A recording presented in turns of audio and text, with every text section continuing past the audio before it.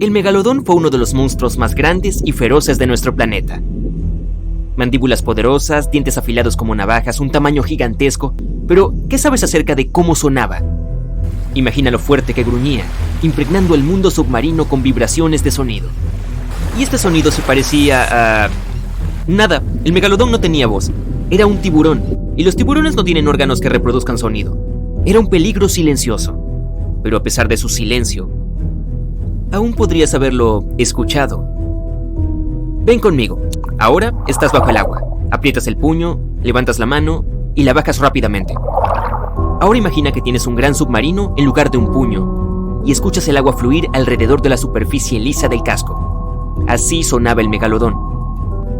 Cuando este monstruo nadaba hacia la superficie y abría sus fauces, sonaba como una cascada. Este tiburón gigante nadaba a gran velocidad. Cuando el agua pasaba por su boca y las branquias, sonaba como un río que fluye. Un río rápido y poderoso. El megalodón no tenía voz, solo el sonido aterrador del agua que fluía a su alrededor. Otros peces antiguos podían emitir sonidos, pero difícilmente los oirías. Las ballenas, delfines y sus ancestros lejanos no se cuentan porque son mamíferos. Los peces se comunican en frecuencias esquivas para los oídos humanos.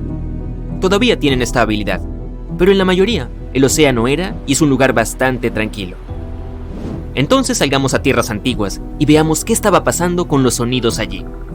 Gracias a las tecnologías modernas, los científicos pueden analizar los sonidos de muchos animales antiguos. Usando tomografías computarizadas, encontraron que algunos dinosaurios tenían sistemas complejos de pequeños bolsillos abiertos en sus cráneos. Utilizaban estos laberintos craneales sinuosos para reproducir una amplia gama de sonidos y regular la temperatura corporal. Y las personas han logrado escucharlos. Un pájaro antiguo que vivió hace 79 a 145 millones de años. El vegavis sonaba similar a las aves de granja, como patos y gansos. Pero esta criatura antigua probablemente gritaba de una manera más aterradora. Los científicos descubrieron esto gracias al fósil de siringe encontrado en 2016 en la Antártida. Es el órgano vocal más antiguo conocido en el mundo. Ayudaba al vegavis a hacer un doble zumbido proveniente de los lados izquierdo y derecho de la siringe. Imagina un pato y un ganso gritando. Aumenta el volumen varias veces. Tal vez así sonaba su antepasado lejano. En cuanto a otros reptiles voladores como el pterodáctilo, no podía gritar como el vegavis, porque no tenía siringe.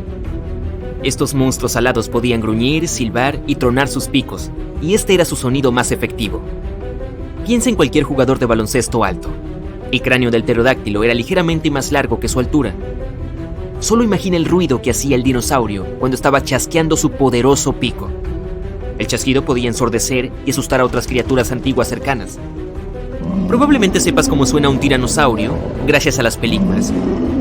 Entre miles de otros, reconocerás este rugido prolongado, similar a una motosierra, una aspiradora y una bocina. Y sinceramente su rugido tiene mucho en común con los sonidos naturales que podría hacer este monstruo. Gracias a tecnologías modernas y restos bien conservados, los científicos lograron simular la voz de estos animales ancestrales. Imagina que estás cargando datos sobre un T-Rex en un programa y preparándote para escuchar un rugido intimidante. Presionas reproducir y suena como un pitido. El grito del Tyrannosaurus Rex era similar al de las aves, no al de los mamíferos, pero no era solo un pitido. Usaba las fosas nasales para gritar, no la boca.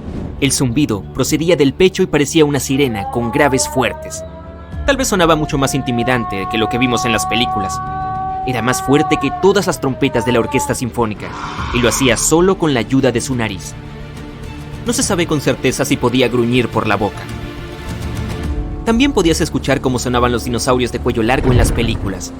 Sus llamadas eran similares a las de los elefantes, algo entre un saxofón y una bocina de auto. Pero de hecho, estas criaturas altas susurraban. Casi todos los mamíferos emiten sonidos gracias al nervio laríngeo. Este nervio desciende a lo largo del cuello, luego recorre los vasos sanguíneos del tórax y regresa a la laringe. En resumen, el cerebro da una señal y recorre el doble de la distancia a lo largo del cuerpo antes de que el sonido salga de la boca. Y ahora recuerda esos cuellos largos de dinosaurios. Eran de la altura de un edificio de 5 pisos, pero la señal de voz tenía que correr una distancia de 10 pisos. Tomaba demasiado tiempo hacer este largo viaje, y esto afectaba el rugido del dinosaurio. Entonces, cuando querían hacer un sonido, solo siseaban. Y probablemente era similar al sonido de una víbora gigante. Pero el sonido más detallado que los científicos han logrado obtener pertenece al Parasaurolophus. Conoces a este dinosaurio herbívoro gracias a su larga cresta en la parte posterior de la cabeza. Vimos al dinosaurio usándola en películas y documentales para luchar contra sus oponentes y enemigos. Algunos científicos creían que también la usaba para hacer caer frutas y hojas de los árboles.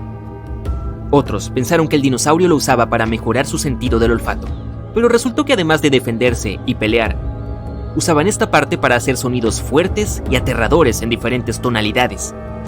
Los científicos replicaron esto con una precisión fantástica, gracias a la estructura de sus tejidos duros. Casi todos los seres vivos con voz utilizan órganos blandos para emitir sonidos, y estos tejidos blandos se descomponen rápidamente. El Parasaurolophus los tenía sólidos. Notaron tubos que iban desde las fosas nasales hasta la cresta y de regreso a las fosas nasales cuando encontraron el cráneo. Era como un cromorno, un instrumento musical curvo de viento. Esto demostró que el dinosaurio usaba la cresta en la parte posterior de la cabeza para hacer los sonidos más fuertes. La cresta le permitía tocar la trompeta para que sus parientes pudieran escucharlo en el bosque. Hacían tarareos con notas altas y bajas. Mezcla un saxofón y una trompeta con un zumbido de ganso, bocinas de automóviles y frecuencias bajas. Luego aumenta el volumen varias veces. Así sonaba el Parasaurolophus. Y así sonaba también mi banda de cuarto grado. Pero estoy divagando. Puedes escuchar diferentes tonos y timbres de este dinosaurio en internet. Usaba ruidos con diferentes tonos para crear conexiones sociales complejas. Podían comunicarse, identificarse, advertir peligro o, por el contrario, señalar sus intenciones amistosas. Ok, acabamos de escuchar cómo sonaban algunos reptiles antiguos. Pero ¿qué pasa con los insectos antiguos? No tenían cuerdas vocales, por supuesto. En su lugar utilizaban la fricción entre las partes del cuerpo. Mira a los grillos modernos cantando con sus alas. Un ala tiene pequeñas muescas. La segunda tiene la forma de un medidor.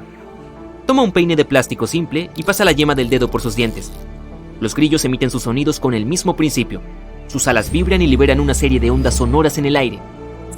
Pero el chasquido de un antiguo grillo silvestre era muy diferente al de los insectos modernos, ya que eran mucho más ruidosos.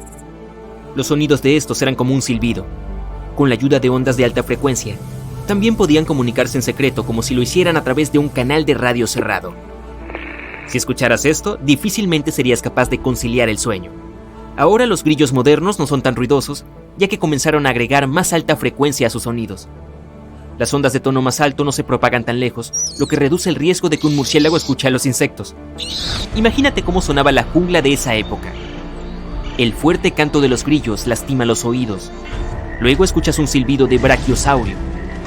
Los clics de los pterodáctilos sacuden el cielo como truenos. Luego escuchas los sonidos de trompetas de diferentes tonos en algún lugar de la selva. Estos son Parasaurolophus, comunicándose entre sí. Y luego te asustas con una fuerte sirena de tiranosaurio. Probablemente no encuentres la paz en tales condiciones. Afortunadamente, los humanos aparecieron millones de años después. Y por cierto, los científicos han logrado descubrir y comprender cómo sonaban nuestros antepasados lejanos. Examinaron cuidadosamente la función de inserción de la boca, la nariz y la garganta en el esqueleto de un neandertal. Sus voces eran similares a las nuestras, pero el rango fonético de un neandertal adulto era el mismo que si tuviera 2 o 3 años. Era como un murmurar sin sonidos de consonantes. El estudio del cráneo no pudo recrear con precisión el sonido de los neandertales, pero en 2007 los científicos extrajeron muestras de ADN de sus huesos.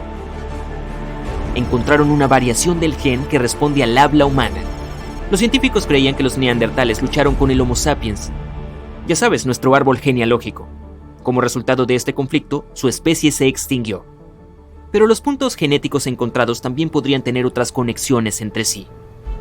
Quizás los neandertales pudieran entender su idioma e incluso pronunciar algunas palabras.